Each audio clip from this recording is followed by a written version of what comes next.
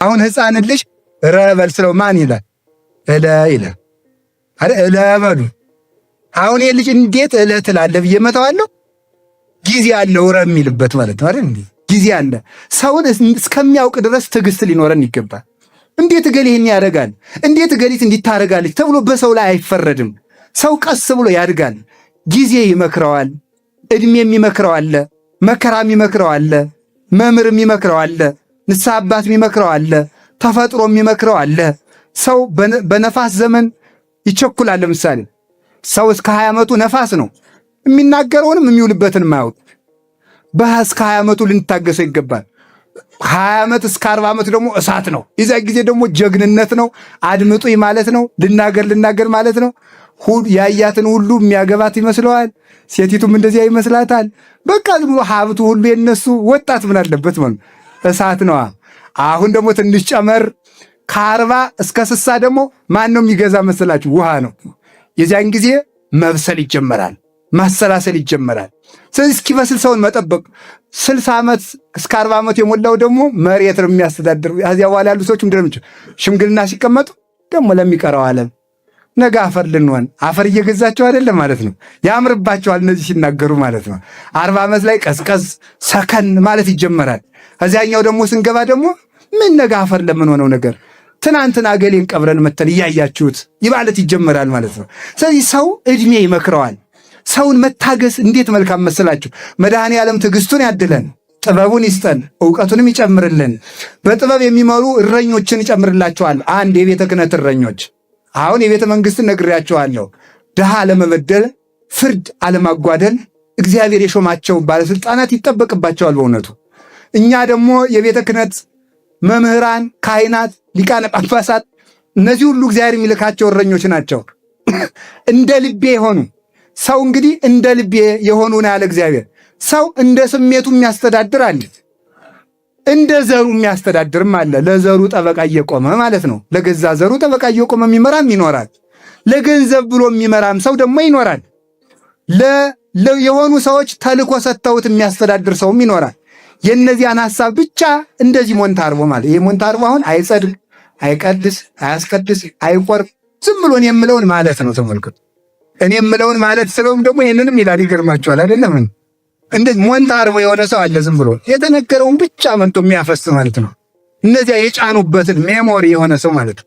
የተጫነበትን አምጥቶ ፍስስ የሚያደርግ የማይመረምር ማለት ነው። ስለዚህ እንደ ስሜታቸው የሚመሩ ሰዎች አሉ። ለዘራቸው ጠበቃ የሚቆሙ ሰዎች አሉ። ነገስታት ተልኮ ሰጥተዋቸው እየበጠበጡ የሚመሩም አሉ። እንደ ደግሞ የልምዳቸው የሚመሩ አሉ። በደግነት የሚመሩም አሉ። በየዋህነት ሰራ ሲል ሰው ደግሞ ይበላሽበታል በእውነቱ ማለት ነው። እየሰራን እያበላሸን እያሳደገ እግዚአብሔር ለክብር የሚያበቃን ማለት ነው። በደግ በየዋህነታቸው በአቅማቸው እየተፍጨረጨሩ እየለፉ የማይሳካላቸውም ደግሞ አሉ።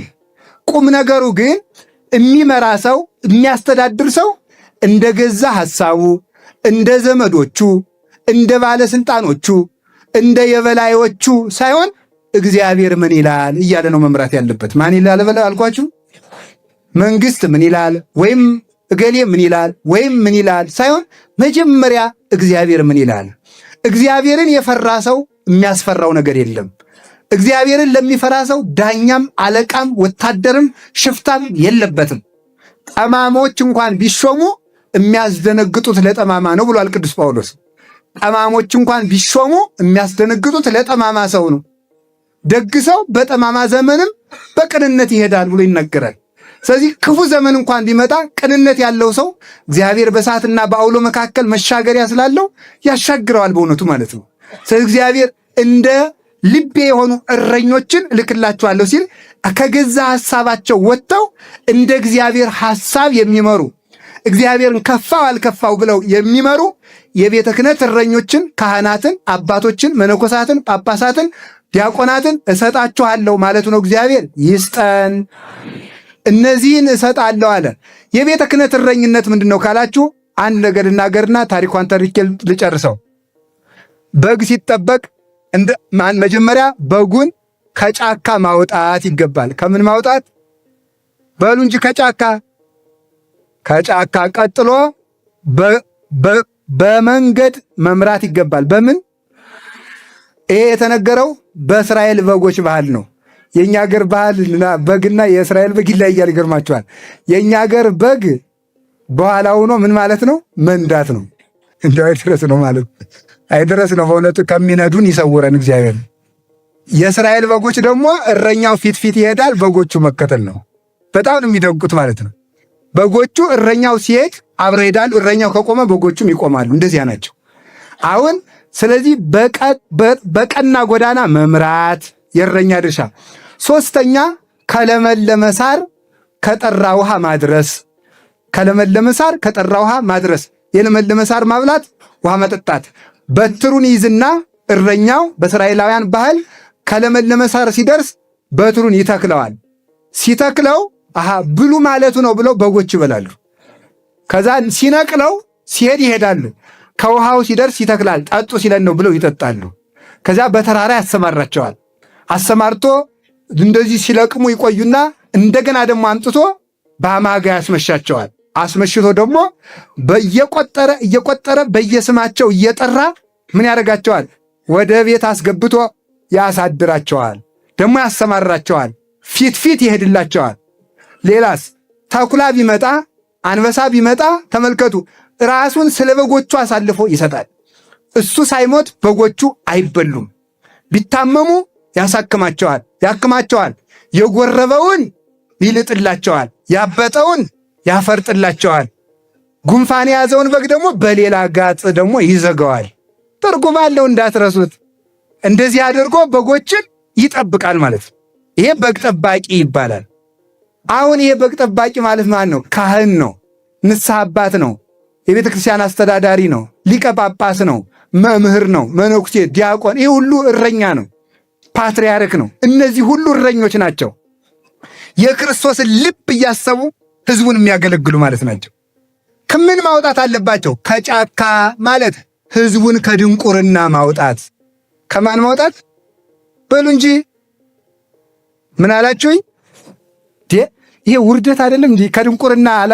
እኛ እኮ እውነት እረኛ እንዳልሆናችሁ ማሳያው እናንተ እስከ ዛሬ ድረስ እናንተ የባንዲራንና የቃል ኪዳንን ልዩነት የማታውቁ ሰዎች፣ እስከ ዛሬ ድረስ አሳ ይበላል አይበላም እያላችሁ የምትጠይቁ ሰዎች፣ እንዲሁ አሁን እስኪ ምን ይባላል? ገና እኮ ከምንም ዛሬም እኮ ጊዮርጊስ ፈጣሪ የሚል አለ እዚህ ውስጥ። ጊዮርጊስ ፈጣሪ ማረኝ ማረኝ ማረኝ። አንድ አባት አንድ ቀን ሰማኋቸው። አንድ ቤተክርስቲያን ምን አሉ መሰላችሁ? መድኃኔዓለም ማረኝ፣ ስለ ተክለ ሃይማኖት ብለህ ማረኝ፣ ስለ ዮሐንስ መጥምቅ ብለህ ማረኝ፣ ስለ ሎዛይቱ ማርያም ብለህ ማረኝ፣ በጣም ደግሞ የደነቀኝ ስለ ስላሴ ብለህ ማረኝ። ስለማን ብለህ? ስለ ስላሴ።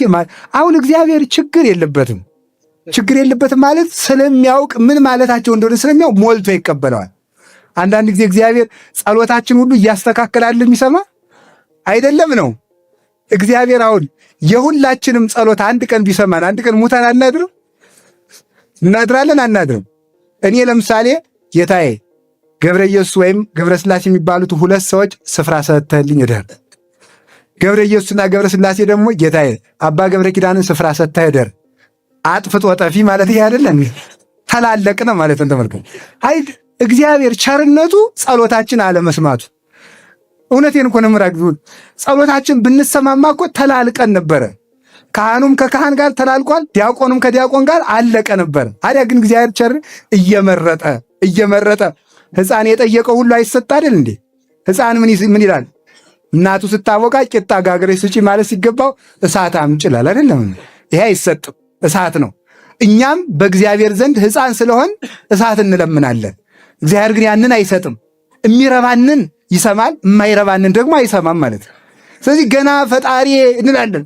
አሁን እዚህም ውስጥ እንግዲህ ይህንን ጸሎት የሰማሁት እኔ ጎንደር ነው።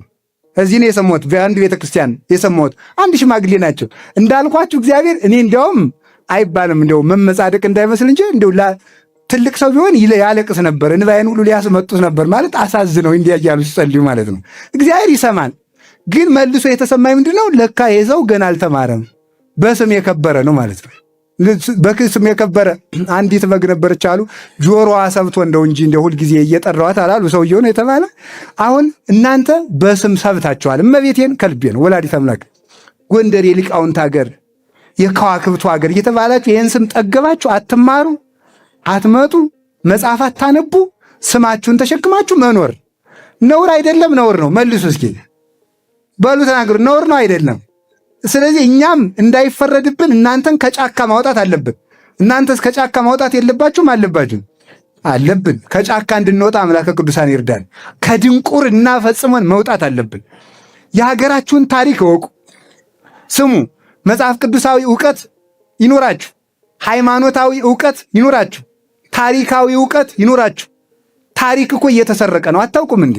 ታሪክ እየተሰረቀ፣ ታሪክ እየተዘረፈ፣ ታሪክ እየተቀባ፣ ታሪክ እየተበላሸ ነው።